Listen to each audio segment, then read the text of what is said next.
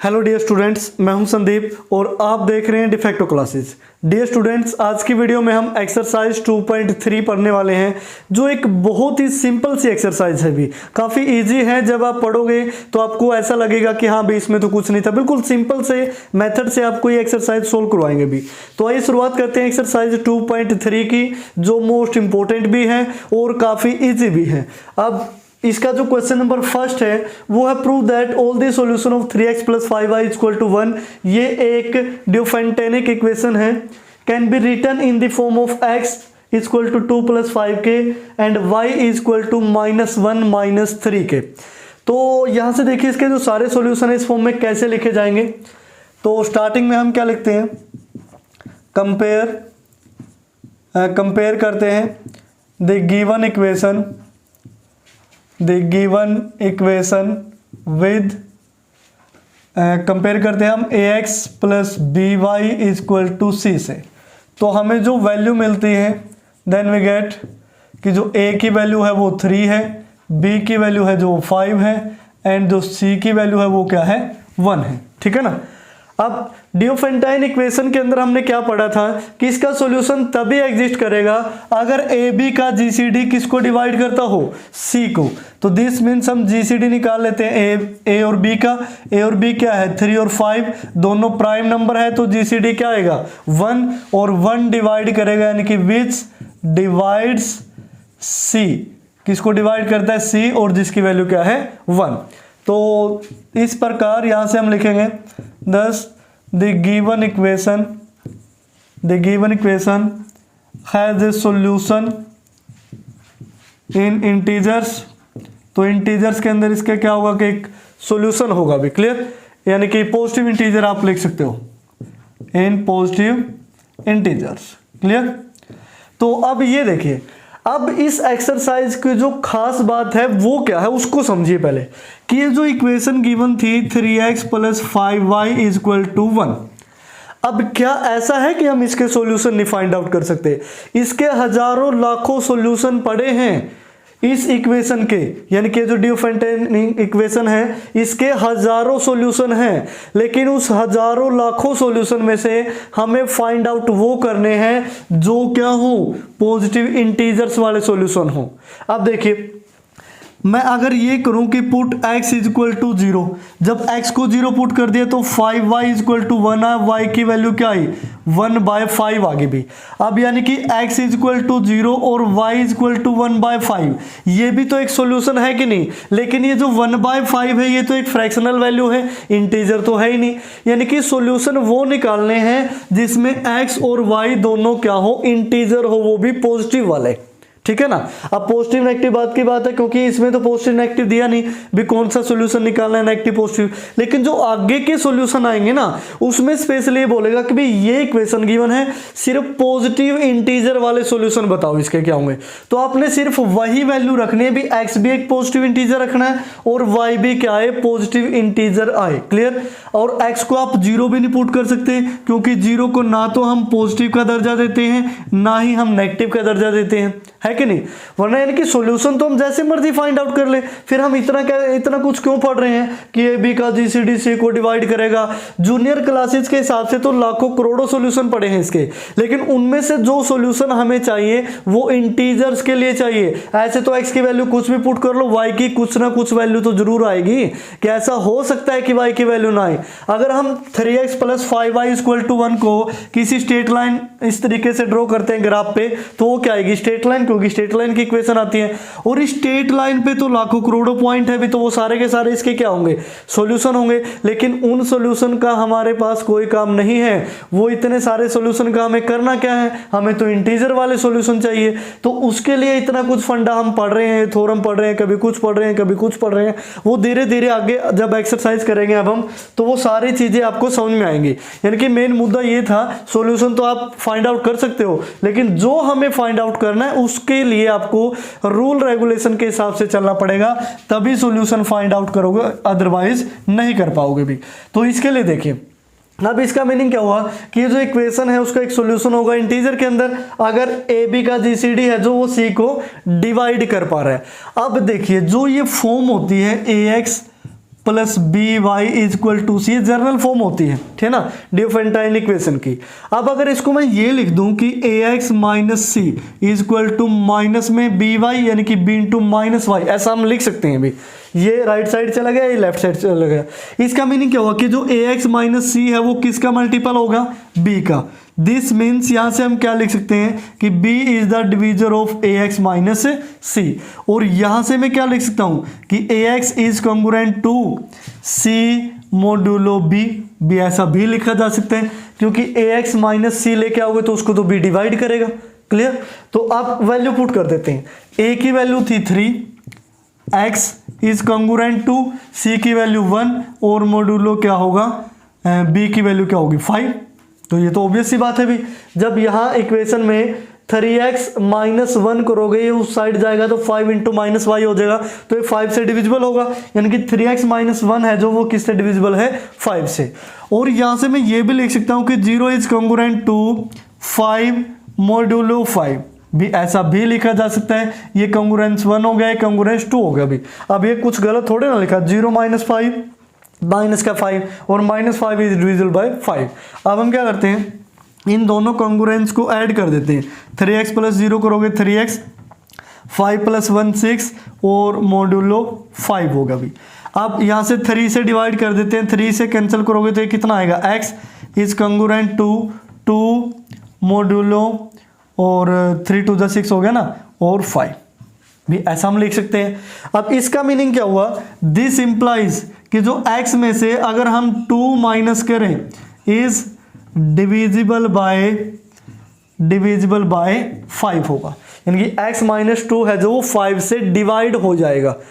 तो this means अब यहां से हम क्या लिख सकते हैं, अगर x माइनस 2 5 से डिविजिबल है तो सम k लिख लेते हैं, k बिलोंग्स टू इंटीजर, यानी कि x माइनस 2 किसका मल्टीपल है, 5 का।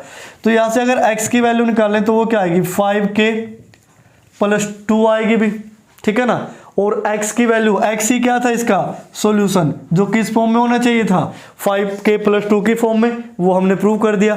अब हमें y की वैल्यू निकालनी है, तो यहां से जब आप 5y की वैल्यू निकालोगे इक्वेशन जो गिवन है तो वो क्या आएगी, 1 माइनस उसको 3x लिख सकता हूं मैं, तो ये बनेगा 5y equal to 1 minus 3 into x की वैल्यू ये आई है 5k प्लस 2, तो ये आया 1 माइनस 3 इंटू 5 15 और 3 इंटू 2 सॉरी ये k भी आएगा 3 इंटू 2 माइनस का 6, तो ये आया 5y इक्वल टू माइनस 6 और प्लस का 1 minus 5 minus 15k। Clear? This means 5 से डिवाइड करोगे तो y की वैल्यू क्या आएगी, -1 और ये क्या आएगा -5k। अब y की वैल्यू किस फॉर्म में आ रही है, -1 माइनस 5k की फॉर्म में। अब जो हमें प्रूव करना था अभी, ठीक है, सॉरी 3 आएगा यहाँ, 5 3 जा 15, -1 माइनस 3k की फॉर्म में इस तरीके से, और जो x की वैल्यू है वो किस फॉर्म में आई, 5k प्लस 2 की फॉर्म में। क्लियर? तो यही हमने प्रूव करना था, जिसके लिए हमने एक जो इक्वेशन है इसका सहारा लिया, वहां से ये निकाला, फिर ये निकाला, फिर सो ऑन। बस आप स्टेप्स पे फोकस करते जाओ, कोई भी चीज गलत ना लिखी हो, भी बिना किसी रूल रेगुलेशन के ना लिख दी हो। और इस तरीके से अगर कोई स्टेटमेंट हम गलत यूज कर लेते हैं तो वो सारा रिजल्ट भी क्या बना देती है, गलत। यानी कि जो भी आप लिखो वो एक्यूरेट होना चाहिए। भी आप किसी भी थ्योरम का यूज कर सकते हैं, किसी भी मेथड का यूज कर सकते हैं, किसी भी कंसेप्ट का यूज कर सकते हैं, बस मुद्दा ये है कि जो रिजल्ट आपसे पूछा गया है उसको आपने प्रूव करना है। उसके बाद नेक्स्ट क्वेश्चन देखिए, क्वेश्चन नंबर 2। अब क्वेश्चन नंबर 2 में है find all the solution in positive integers, यानी कि इस पे फोकस करना है भी आपने। सॉल्यूशन तो हमें निकालने हैं, लेकिन निकालने हैं पॉजिटिव इंटीजर्स के अंदर। इफ एनी, अगर कोई एग्जिस्ट करता है तो, अगर एग्जिस्ट ही नहीं करता तो कैसे निकालोगे, वो तो एक अलग बात है। तो ये कुछ स्टेटमेंट हमें गिवन है, फर्स्ट सेकंड थर्ड पार्ट, इनके सभी के सॉल्यूशन निकालने हैं पॉजिटिव इंटीजर के अंदर, अगर वो एग्जिस्ट करते हैं तो। अब एक क्वेश्चन को बिल्कुल अच्छी तरीके से समझ लेना, तो सारी की सारी एक्सरसाइज एक ही बार में समझ में आ जाएगी। इसके 3-4 क्वेश्चन करवाएंगे, सारी एक्सरसाइज तो नहीं, लेकिन अगर वो अपने 3-4 क्वेश्चन अच्छी तरीके से समझ लिए तो मैं गारंटी के साथ कह सकता हूं कि इस टाइप का कोई भी क्वेश्चन आप नहीं छोड़ेंगे, उसको काफी इजीली आप सोल्व कर पाएंगे भी। तो देखिए फर्स्ट है जो फर्स्ट पार्ट, अब इसके हमें सॉल्यूशन चाहिए पॉजिटिव इंटीजर्स के अंदर। तो पहले हम ये देखते हैं भी इसके इंटीजर्स के अंदर सॉल्यूशन है भी या फिर नहीं, क्योंकि जो इंटीजर्स हैं भी, इंटीजर्स के अंदर वैल्यूज है जो वो पॉजिटिव इंटीजर भी हो सकती है, यानी कि इंटीजर को हम z से डिनोट करते हैं, और वो नेगेटिव इंटीजर भी हो सकते हैं, क्योंकि इंटीजर पॉजिटिव होते हैं नेगेटिव भी होते हैं, ठीक है ना। अब पहले तो हम ये पता करते हैं कि भी वो इंटीजर के अंदर सॉल्यूशन एग्जिस्ट भी करेंगे या नहीं, पॉजिटिव नेगेटिव तो हम बाद में डिसाइड कर लेंगे। तो उसका एक तरीका है, स्टार्टिंग में हम करते हैं कंपेयर। स्टेप्स याद रखना, एक ही क्वेश्चन से सारी एक्सरसाइज का बेस क्लियर हो जाएगा, और सारी एक्सरसाइज ऐसा लगेगा हाँ भी हमें तो आने लगी। तो कंपेयर इट विद, इसको कंपेयर करेंगे ax plus B Y equal to C से। ये आपका होगा पहला स्टेप, बिल्कुल ध्यान से समझना है भी। तो यहां से हमें वैल्यू मिलेगी, वी गेट जो a की वैल्यू आई वो आई 97, b की वैल्यू आई वो 98 आई, एंड c की वैल्यू आई 1000 भी। क्लियर, तीनों वैल्यू आपने निकाल ली। उसके बाद नाउ अब हमें निकालना है GCD, यानी कि 97 और 98, यानी कि AB का, और दो कंजक्टिव इंटीजर्स हो तो उनका GCD हमेशा क्या रहता है, 1 रहता है। ये डिविजिबिलिटी की थ्योरम में हम पढ़ चुके हैं अभी। अगर कोई भी दो कंजक्टिव इंटीजर्स हैं, दिस मीन्स वो क्या होंगे, को प्राइम होने चाहिए वो कंजक्टिव इंटीजर्स।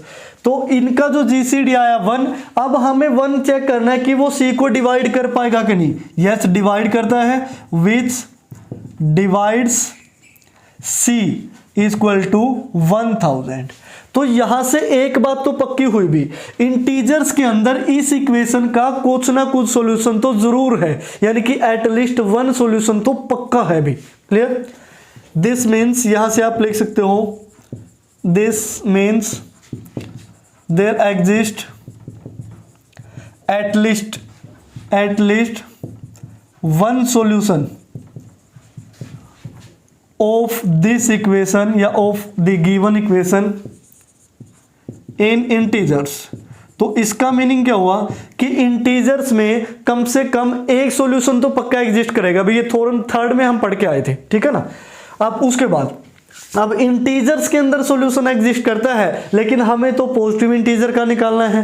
अब पहले क्या करते हैं कि ये जो 98 और 97 का GCD निकालना है, उसका हमारा प्रोसीजर क्या होता है। GCD निकालने का प्रोसीजर ये कहता है कि जो बड़ा नंबर है 98, उसको छोटे नंबर से डिवाइड करो, 97 और इंटू 1 करोगे, रिमाइंडर क्या बचा 1। यानी कि इसको हम यूक्लिड डिवीजन लीमा बोलते हैं भी, यूजिंग यूक्लिड डिवीजन लीमा, ठीक है ना। यूक्लिड का जो डिवीजन लीमा था वो GCD फाइंड आउट करने के लिए, जैसे क्लास 10th में तो हम इसको HCF बोलते थे, तो वहां यूज किया जाता था। तो मैंने क्लास 10th वाला ही लिख दिया भैया, ठीक है ना, ताकि आसानी से आपको समझ में आए। अब देखो, अब हम क्या करते हैं, 97 को यहां लेके आते हैं और रिमाइंडर से इसको डिवाइड करते हैं 1 से। तो 1 से जब डिवाइड करोगे तो 97 और ये रिमाइंडर क्या बचा 0। जब रिमाइंडर 0 बच जाता है तो ये हमारा क्या बनता है, यानी कि जिससे हम डिवाइड कर रहे हैं वो बनता है GCD।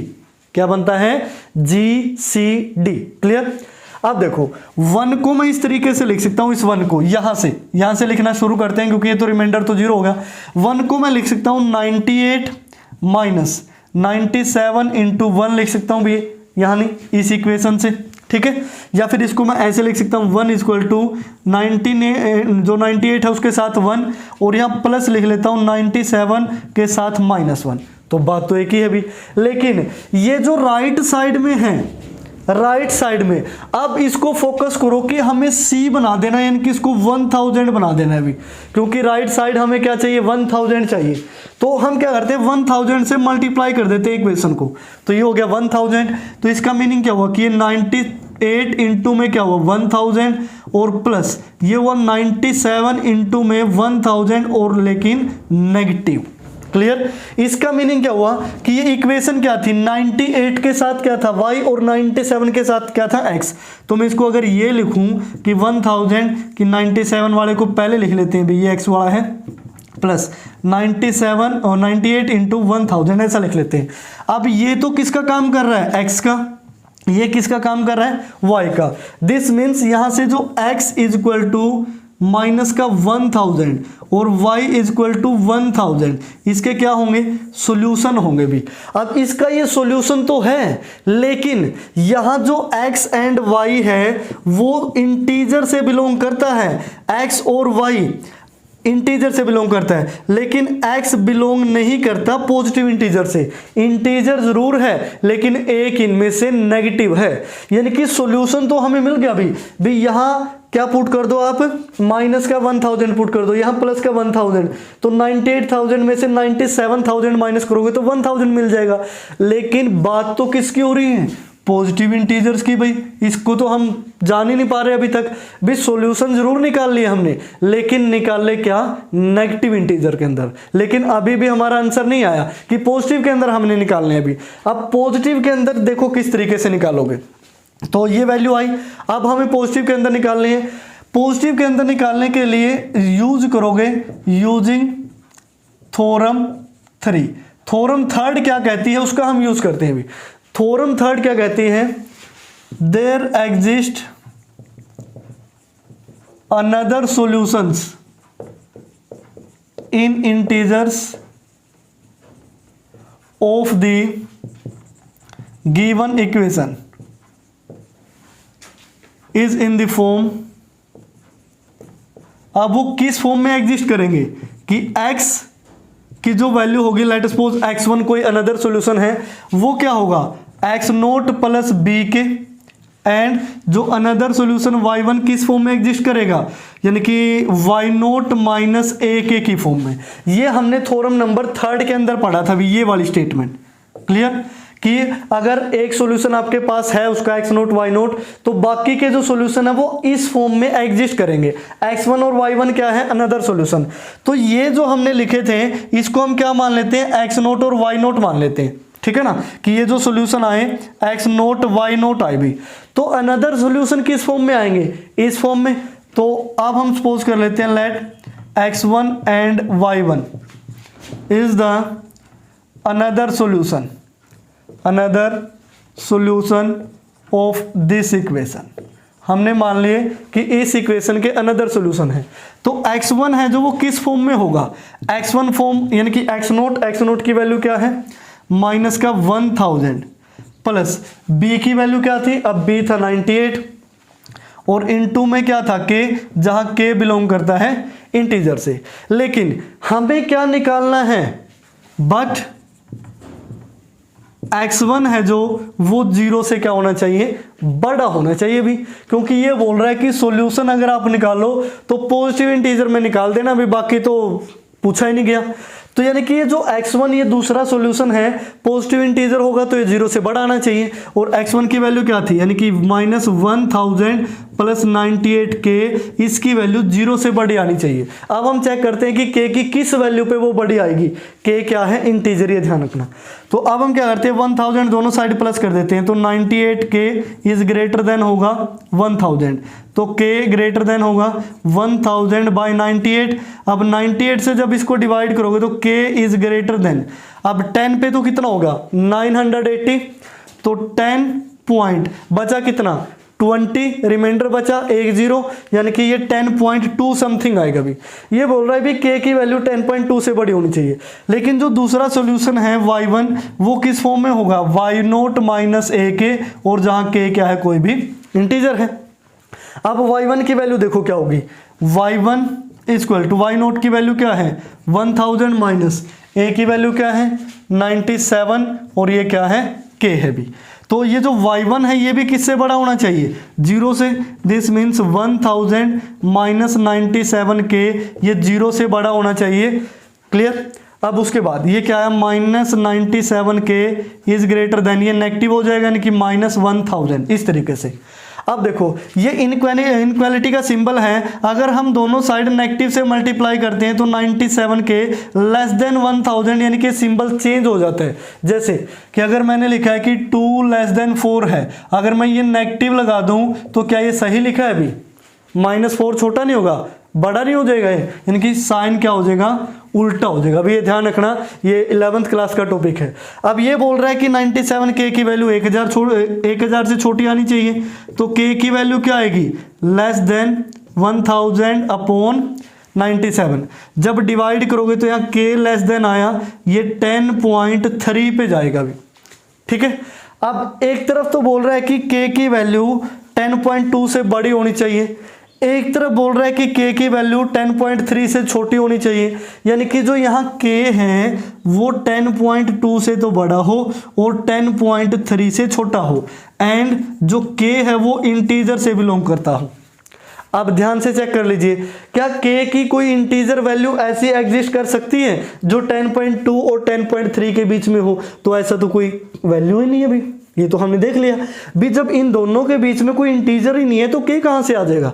दिस मीन्स यहां k की कोई वैल्यू एग्जिस्ट नहीं करती भी। अगर k की कोई भी वैल्यू एग्जिस्ट नहीं कर सकती, दिस मीन्स इसके जो पॉजिटिव इंटीजर्स के केस में कोई भी सॉल्यूशन नहीं होगा। सॉल्यूशन तो देखो, वैसे देखो -1000 और +1000 तो लिख दिए थे, ये सॉल्यूशन था लेकिन ओनली इंटीजर में। हमसे बात कर रहे हैं पॉजिटिव इंटीजर्स की, तो पॉजिटिव इंटीजर में तो काम ही नहीं है भी इसका, यानी कि ये पॉजिटिव इंटीजर में तो सॉल्यूशन बन ही नहीं सकता। क्लियर? तो ये था भी आपका फर्स्ट पार्ट, बिल्कुल सिंपल। एक बार मैं रिपीट करवा देता हूं। जो स्टेप पे आप पे फोकस रखना है वो है फर्स्ट कंपेयर करके एबीसी की वैल्यू निकाल लेना है, फिर जीसीडी निकालना है, चेक करना है कि वो सी को डिवाइड कर पाता है कि नहीं। अगर सी को उसने डिवाइड कर दिया, दिस मीन्स वहां कम से कम एक सॉल्यूशन तो एग्जिस्ट करेगा और वो इंटीजर के अंदर होगा, ना कि पॉजिटिव इंटीजर के अंदर। इंटीजर यानी कि नेगेटिव भी हो सकता है, पॉजिटिव भी हो सकता है। अब पॉजिटिव वाला हमने चेक करना है, तो उसके लिए क्या किया कि जो ए और बी में बड़ा नंबर है, जीसीडी निकालने का प्रोसीजर यूक्लिड डिवीजन लेमा का यूज किया, तो उसको इस तरीके से लिख लिया। तो यहाँ जीसीडी 1 आया इक्वल टू दिस। अगर मान लिया यहाँ जीसीडी 1 की बजाय 5 आ जाता, तो हम 5 को किससे मल्टीप्लाई करते कि वो सी बन जाता, तो हम उससे मल्टीप्लाई करते। तो ये जो भी जीसीडी आए बाद में उसको क्या बना देना है, सी, और वो इस तरीके से, यानी कि वहां से हमें क्या मिल जाएगा, एक सॉल्यूशन मिल जाएगा। अब वो सॉल्यूशन इंटीजर में क्या होगा वो पॉजिटिव नेगेटिव डिसाइड करेगा। अगर यही ये दोनों वैल्यू हमें पॉजिटिव मिल जाती तो एक सॉल्यूशन तो यही निकल गया था, बाकी के जो बचते वो हम निकाल लेते भी। क्लियर? तो लेकिन ये वैल्यू क्या आई, एक्स की वैल्यू पॉजिटिव इंटीजर नहीं आई, एक्स की वैल्यू क्या आई, नेगेटिव आई, यानी कि एक्स नोट आप लिख सकते हो, नेगेटिव आई। तो थर्ड थ्योरम का यूज किया भी, जो बाकी के सॉल्यूशन हैं वो इस फॉर्म में होंगे, इस फॉर्म में। तो बाकी के सॉल्यूशन को हमने x1 y1 मान लिया कि कोई अनदर सॉल्यूशन है। अब x1 y1 अनदर सॉल्यूशन है तो वो इस फॉर्म में होने चाहिए, ये दोनों इस तरीके से। अब इस फॉर्म में जरूर हैं लेकिन वैल्यू तो इनकी हमें चाहिए पॉजिटिव, क्योंकि इसने पॉजिटिव इंटीजर में बोल रखा है। तो पॉजिटिव में निकाला तो k की वैल्यू ये दो तरीके से आई, और दोनों तरीके से k की वैल्यू इनके बीच में जाके फंस गई भी, और इनके बीच में फंस गई तो k को निकलने का कोई रास्ता नहीं मिला। रास्ता नहीं मिला तो हमें सॉल्यूशन भी नहीं मिला। अगर यहाँ से रास्ता मिल जाता कि इस तरीके से आ जाता है भी k की वैल्यू 10 से बड़ी हो 12 से छोटी हो, तो k की वैल्यू हम इंटीजर में 11 ले सकते थे, और इन दोनों जगह 11 पुट करके वो सीधा सा क्या आ जाता, सॉल्यूशन आ जाता भी। तो इस तरीके से आप सोल्व करेंगे। अब जो ये आगे के क्वेश्चन है, एक बार मैं इनके बारे में बता देता हूँ, इसको रफ कर देता हूँ थोड़ा सा, कि जो क्वेश्चन नंबर सेकंड है उसको कैसे करोगे। Same as it is ABC को जब कंपेयर करोगे तो ए की वैल्यू आएगी 12, बी की वैल्यू आएगी 501 और सी की वैल्यू आएगी 1। अब देखो C को C इक्वल टू क्या है 1, और इनका जो GCD है 12 और 501 का, तो सिंपल सा दिख रहा है 2 और 1 3, यानी कि ये 3 से डिविजिबल है, ये भी 3 से डिविजिबल है, तो कम से कम 3 तो जरूर आएगा, 3 का मल्टीपल भी आ सकता है। तो मैंने मान लिया कि इनका GCD 3 ही है भाई, 3 ही आएगा। और लेकिन जो 3 है वो तो एक को डिवाइड नहीं कर पा रहा है, यानी कि C को। अब अगर इनका जीसीडी सी को डिवाइड नहीं कर पा रहा, दिस मीन्स इनका जो सॉल्यूशन है वो इंटीजर्स के अंदर हो ही नहीं सकता। जब इंटीजर्स के अंदर ही सॉल्यूशन नहीं है तो पॉजिटिव इंटीजर में कहां से हो जाएगा, तो इसका भी क्या आ जाएगा, नो सॉल्यूशन। बस इतना सा आपने लिखना है भी कि here the GCD of 12 and 501 is equal to 3 which does not divide C, then it does not have any solution in integers। तो इसका इंटीजर्स के अंदर कोई भी सॉल्यूशन ही नहीं होगा, और जब इंटीजर के अंदर नहीं है तो पॉजिटिव इंटीजर के अंदर तो होगा ही नहीं। ऐसे ही इसमें आएगा, इन दोनों का जीसीडी 129 को डिवाइड करेगा ही नहीं भी। क्लियर? तो ये था आपका सेकंड क्वेश्चन, काफी कुछ आपको समझ में आया होगा। तो अब एक दो नेक्स्ट क्वेश्चन और करवा देते हैं जल्दी जल्दी से आपको, ताकि चीजें और भी ज्यादा क्लियर हो सके।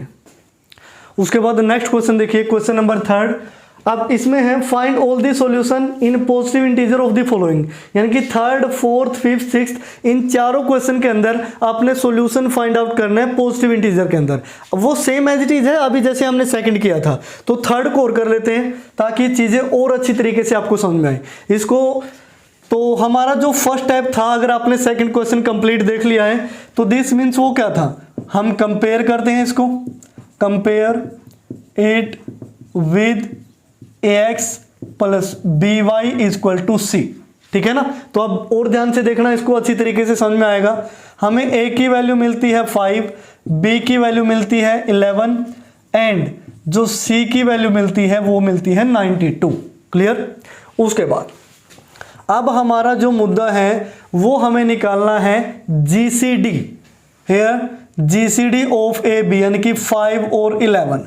अब हमें पता है 1 होगा भी, क्यों पता है, दोनों प्राइम नंबर है 5 भी और 11 भी, तो डायरेक्ट हमने 1 लिख दिया। लेकिन अगर हम यूक्लिड डिवीजन लेमा से निकालते भी तो कैसे निकालते, बड़ा नंबर 11 है, 5 से डिवाइड करो, 5 2 10 प्लस 1। अब ये जो 5 है डिवाइड करने वाला ये यहाँ आया, डिवाइड करना है 1 से, 1 इंटू 5 यानी कि रिमाइंडर क्या बचा 0। अब स्टॉप कर देते हैं, क्लियर, स्टॉप कर दिया। तो अब 0 वाला को तो हमने छोड़ देना है इस वाले स्टेप को, तो अब 1 को हमने लिखना है भी। अब 1 को मैं क्या लिख सकता हूं, 1 को लिख सकता हूं 11 इंटू में 1 लिखे तो कोई गलत नहीं होगा, माइनस में 5 इंटू में 2, ऐसा मैं लिख सकता हूं भी, ठीक है ना। अब 11 माइनस में 5 इंटू 2 यानी कि 1 इज इक्वल टू, मैं इसको ये लिख सकता हूँ 5 इंटू में -2 और प्लस 11 इंटू में 1, क्योंकि ये देखो 5x प्लस 11y की फॉर्म है, तो 1 को हमने इस तरीके से लिख लिया। लेकिन हमारा जो नेक्स्ट स्टेप है वो हमें 1 को क्या बनाना है, c बनाना है भी। क्या बनाना है, c की वैल्यू 92। अब 1 को 92 कैसे बनाओगे, जब मल्टीप्लाई करोगे 92 के साथ, तो इस इक्वेशन को 92 से मल्टीप्लाई कर दिया, तो ये 5 इंटू माइनस का 2 इंटू 92, 2 इंटू 2 4 और ये 18 प्लस 11, इसको 92 से मल्टीप्लाई किया तो ये क्या आया 92, यानी कि 5 into this plus 11 into this equal to क्या आया 92। तो हम मान लेते हैं लेट ये जो x नोट की वैल्यू आई यानी कि -184 एंड y नोट, ठीक है ना, इक्वल टू क्या है 92। x naught 184 and y naught 92, तो ये x नोट और y नोट मान लिया इसको हमने।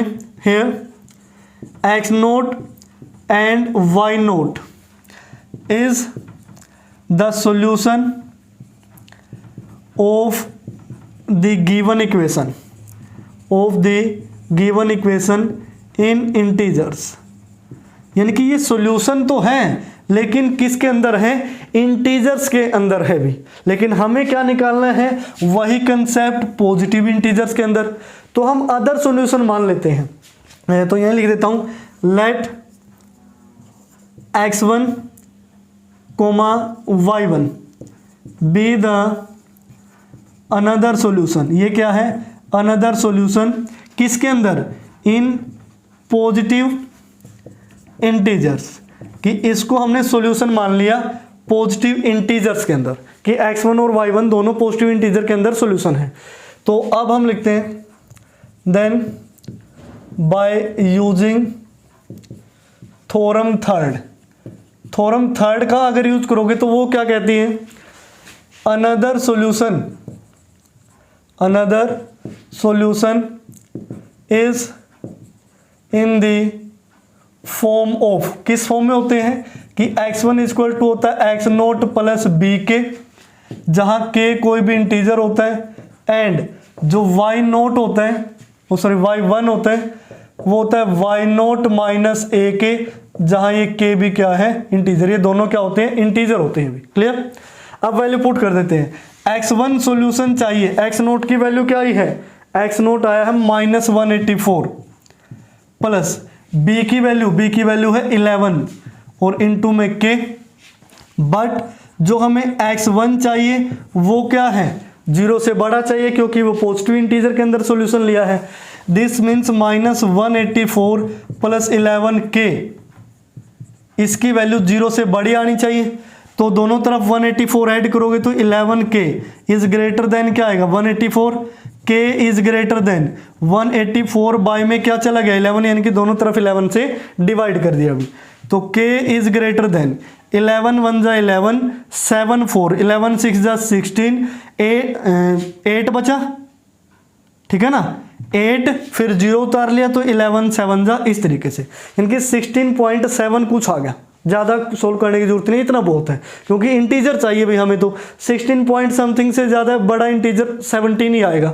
अब दूसरे पे आते हैं, y1 इज इक्वल टू, अब या जो y0 है वो क्या था 92 था, तो 92 माइनस a की वैल्यू थी 5 और इनटू में k, और k क्या है कोई भी इंटीजर।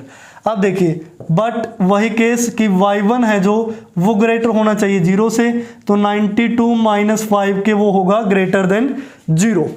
तो अब क्या करते हैं 92 दोनों साइड माइनस कर देते हैं, तो माइनस 5 के इज ग्रेटर देन माइनस का 92 होगा।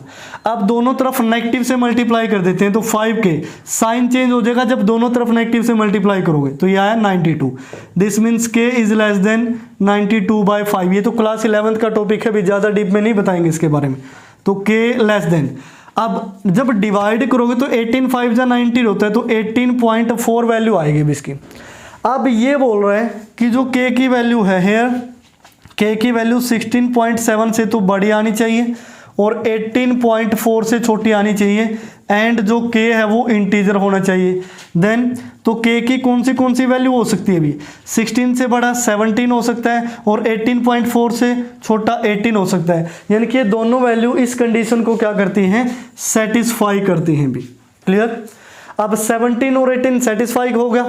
अब हम 17 वैल्यू यहाँ पुट कर देते हैं, तो x1 जो अनदर सॉल्यूशन था वो क्या बनेगा, x1 is equal to -184 plus 11 into 17, तो -184, तो 11 7 जा 77, 11 1 जा 11 और ये 18 हो गया, तो 187 माइनस ये x1 की वैल्यू क्या आई 3।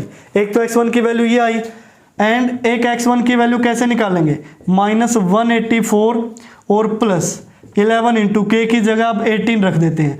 जब ऐसा आप करोगे तो 3 में 11 और प्लस हो जाएगा, यानी कि x1 की वैल्यू क्या आएगी 14 आएगी, तो x1 की ही 2 वैल्यू आ गई।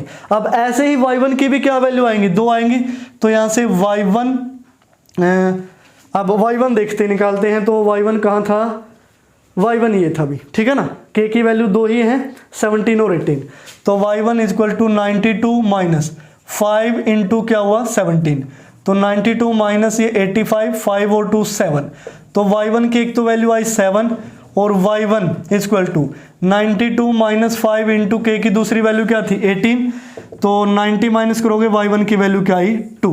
तो 2 वैल्यू x1 की वैल्यू आई, यानी कि 2 वैल्यू x1 की, 2 वैल्यू y1 की, तो इनको हम पेयर में लिख लेते हैं। एक पहली 3 थी तो दूसरी क्या आई थी 7, यानी कि k को जब 17 रखा, when k is equal to 17, then x1 क्या था अभी, x1 था 3 एंड y1 क्या था 7। दूसरा when k is equal to 18, x1 की वैल्यू क्या थी 14 एंड और y1 की वैल्यू क्या थी 2। तो एक तो ये सॉल्यूशन होगा, एक ये सॉल्यूशन होगा पॉजिटिव इंटीजर के अंदर, तो इसके 2 सॉल्यूशन बनेंगे भी। अब हम चेक कर लेते हैं, अब हमें पीछे आंसर देखने की जरूरत नहीं है आपको कि पीछे आंसर में क्या पता अकेला ये लिख रखा हो, क्या पता अकेला ये लिख रखा हो, लेकिन रियल में 2 सॉल्यूशन है इसके। अब अगर ये इस इक्वेशन के सॉल्यूशन है तो इक्वेशन को जरूर सेटिस्फाई करेंगे, और इक्वेशन क्या है ये देखो, ये है, यही मैं लिख लेता हूँ 5x plus 11y is equal to 92।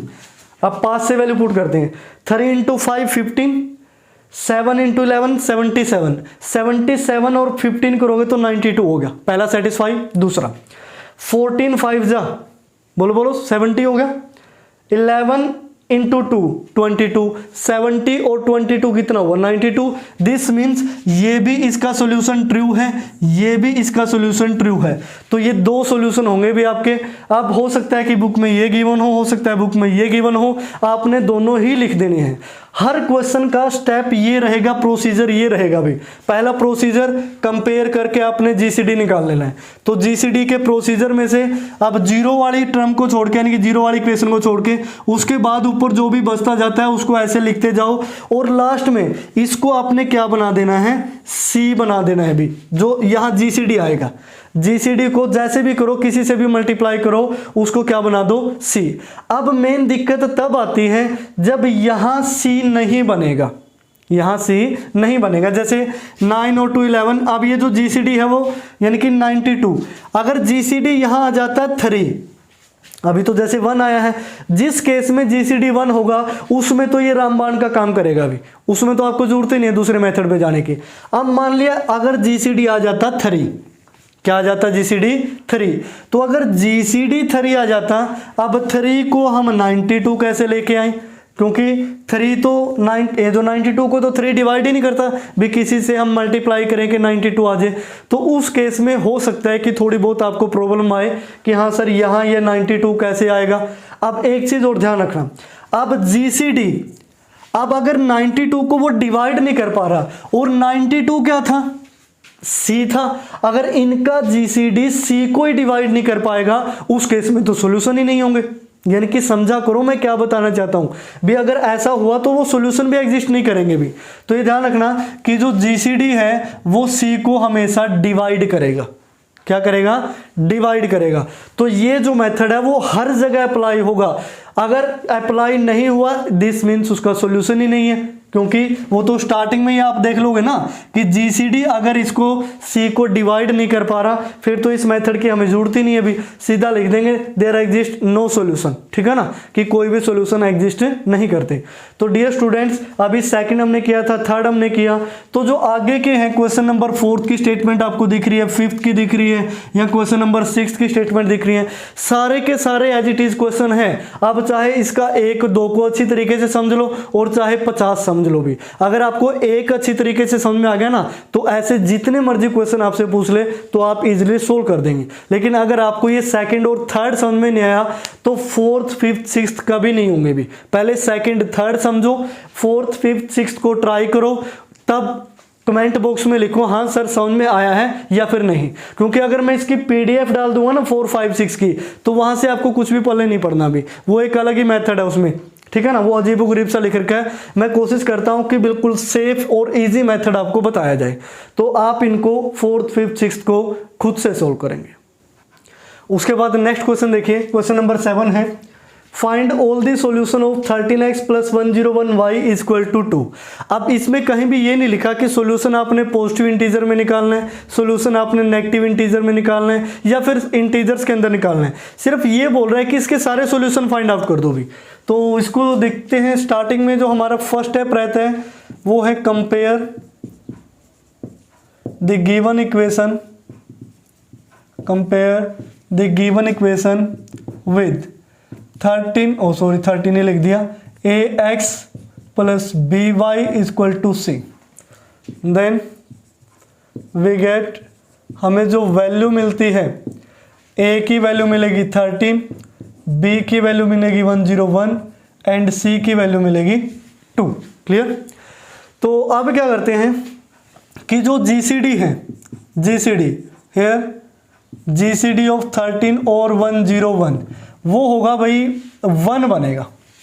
अब ये मैंने फिर ऐसे ही लिख दिया क्योंकि 13 प्राइम नंबर है और वो 101 को तो डिवाइड करता ही नहीं, दिस मीन्स 13 किसी और से भी नहीं डिवाइड होगा, तो इनका जीसीडी क्या हो जाएगा, 1 हो जाएगा भाई। अब 1 क्या डिवाइड करता है, सी को, which divides C = 2। Clear. Then there exist at least one solution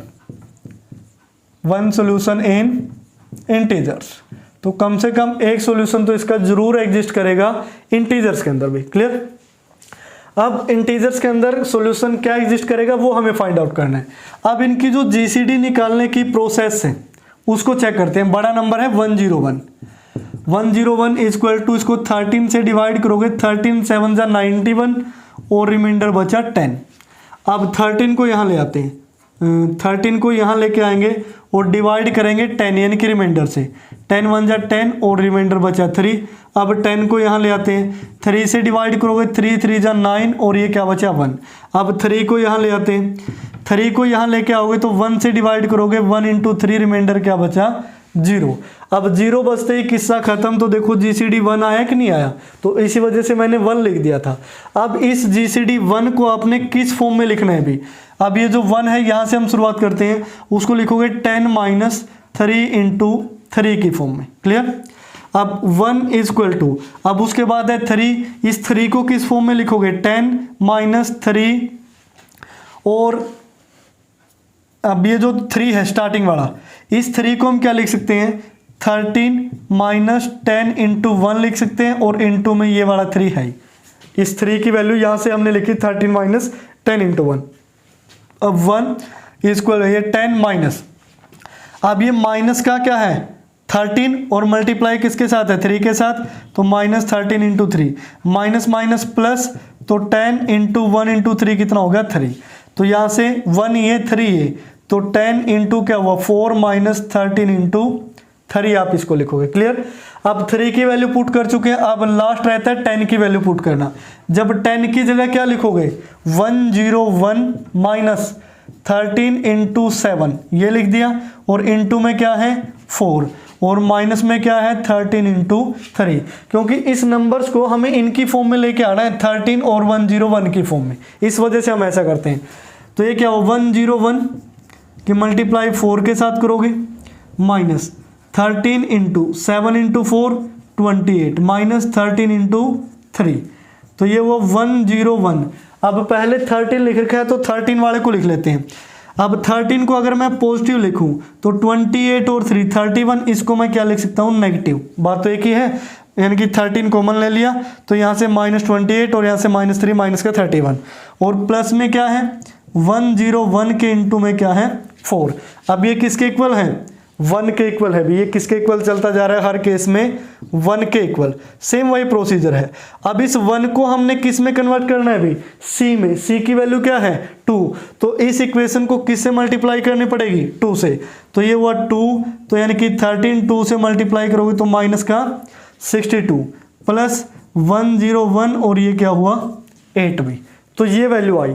तो उसके बाद हम आगे लिखते हैं इसको, लेट हम मान लेते हैं कि जो ये x0 है, x0 है माइनस का 62, एंड ये जो y0 है इसको हम y0 नाम दे देते हैं 8 को। Here x0 and y0 is the solution of the given equation, यानी कि ये क्या होंगे गिवन इक्वेशन के सॉल्यूशन होंगे, बिकॉज 13 इंटू ये क्या है x प्लस 101 इंटू वाई और इज इक्वल टू सी, यानी कि 2 बन रहा है, तो दिस मीन्स ये दोनों नंबर क्या बनेंगे सॉल्यूशन बनेंगे भी। अब हम मान लेते हैं let x1 comma y1 be the other solutions, ये क्या है other solution of the equation. तो ये जो x1 है वो किस फॉर्म का होगा x0 प्लस बी के, एंड जो y1 है वो किस फॉर्म का होगा y0 माइनस ए के, जहां पे ये जो k है वो बिलोंग करेगा इंटीजर से भी, यानी कि ये z है। क्लियर। तो वैल्यू पुट कर देते हैं x1 is equal to x0 की वैल्यू क्या है -62 प्लस b की वैल्यू 101 के, एंड जो y1 है y0 की वैल्यू 8 माइनस a की वैल्यू 13 के। तो ये तो क्या है भाई जर्नल फॉर्म आई, यानी कि जो भी सॉल्यूशन बनेंगे इसकी फॉर्म में बनेंगे, जहां k क्या हो सकता है कोई भी इंटीजर हो सकता है भी, k बिलोंग्स टू इंटीजर। अब k की जगह 0 1 2 3 4 -1 -2 -3 सो ऑन पुट करते जाओ तो आपको सारे के सारे सॉल्यूशन मिलते रहेंगे, यानी कि एक जर्नल वे हो गया सॉल्यूशन को एक्सप्रेस करने का। लेकिन अगर हमें ये चेक करना हो कि अभी पॉजिटिव इंटीजर के अंदर इसके सॉल्यूशन होंगे, हम बात कर रहे हैं पॉजिटिव इंटीजर्स की, जो हम प्रीवियस क्वेश्चन के अंदर पढ़ते आए हैं। अब वैसे चेक कर लेते हैं, पूछा तो नहीं गया कि पॉजिटिव इंटीजर के अंदर इसके सॉल्यूशन होंगे कि नहीं होंगे। अगर पॉजिटिव इंटीजर के अंदर सॉल्यूशन होंगे तो x1 की वैल्यू क्या आएगी, 0 से बड़ी, और -62 + 101 k भी 0 से बड़ा होगा। तो 101 k ग्रेटर देन 62 यानी कि पॉजिटिव, k की वैल्यू क्या आएगी 62/101 यानी कि k ग्रेटर देन होगा 0 पॉइंट समथिंग के। अब 0 पॉइंट क्या है वो आप एक बार चेक कर लेना। ऐसे ही कि यहाँ y1 भी 0 से बड़ा होना चाहिए, यानी कि 8 - 13k की वैल्यू 0 से बड़ी होनी चाहिए, यानी कि -13k की वैल्यू -8 से बड़ी होनी चाहिए। इस तरीके से नेगेटिव नेगेटिव कैंसिल करोगे तो 13k साइन चेंज हो गया, 8 से छोटी होनी चाहिए। k की वैल्यू 8/13 से छोटी होनी चाहिए, तो k की वैल्यू लेस देन आएगी 0 पॉइंट समथिंग के। अब ये बोल रहा है कि 0 पॉइंट समथिंग से बड़ी है, 0 पॉइंट समथिंग से छोटी है। दिस मीन्स यहाँ पे जो अगर k की वैल्यू मैं लिख देता हूँ कि 0 पॉइंट ये समथिंग कुछ भी हो सकता है उससे तो बड़ी है, और 0 पॉइंट ये समथिंग कुछ भी हो सकता है इससे छोटी है। क्या 0 पॉइंट मान लिया ये 1 है, ये 2 है, 0.12 के बीच में कोई इंटीजर एग्जिस्ट कर सकता है? तो कोई भी इंटीजर एग्जिस्ट नहीं करेगा। Here no integral value of k exist, ठीक है ना, यानी कि यहाँ कोई भी वैल्यू एग्जिस्ट नहीं करेगी। अगर k की कोई भी वैल्यू एग्जिस्ट नहीं करती, दिस मीन्स इसका कोई भी सॉल्यूशन नहीं होगा भी। इंटीजर के केस में, यानी कि पॉजिटिव इंटीजर के केस में तो इसका कोई भी सॉल्यूशन नहीं होगा।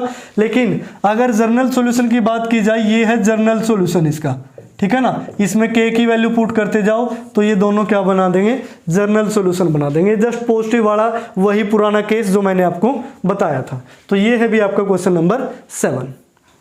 तो डियर स्टूडेंट्स, आज की वीडियो में हमने पढ़े क्वेश्चन नंबर 1 to 7 एक्सरसाइज 2.3 के। जो नेक्स्ट वीडियो आएगी वो स्पेशल हम क्वेश्चन नंबर 8 एंड 9 के लिए बनाएंगे भी। अब 8 और 9 के लिए स्पेशल वीडियो क्यों? क्योंकि वो स्पेशल क्वेश्चन है। रीज़न क्या है कि 1 to 7 में जो फॉर्म थी वो ax + by = c थी, लेकिन जो 8th और 9th क्वेश्चन है इसमें जो फॉर्म है आपकी वो ax - by = c है। अब आपको लग रहा होगा कि सर यहाँ नेगेटिव से क्या इफेक्ट पड़ेगा भी। ये जो थ्योरम नंबर 3rd में ये इक्वेशन आई थी थ्योरम 3rd में, उसका रिमार्क्स आप चेक करेंगे।